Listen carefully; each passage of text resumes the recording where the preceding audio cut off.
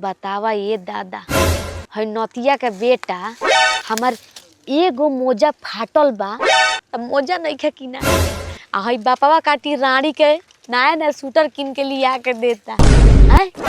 मंटू बबुआ सही कहतनी है, ई नतिया के बेटा बाहर एगो रख ले बा, एगो घर में रख ले बा। आज इनका के बताओ तनी, ई घरे आ जसी, इनकर सारा उपाय कर, सारा इनकर सूटर आ टोपा सब निकाल तनी। ई आ जस खाली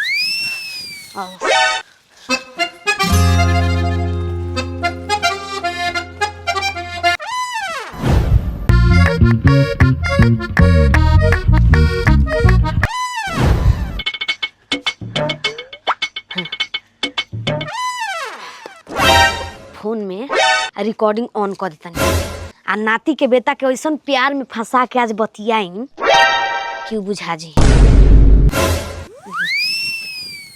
जितना बोली हन सारा बातें में रिकॉर्डिंग हो जाई, ओकरा बाद तो हम इनका के बता लागत आवत ना।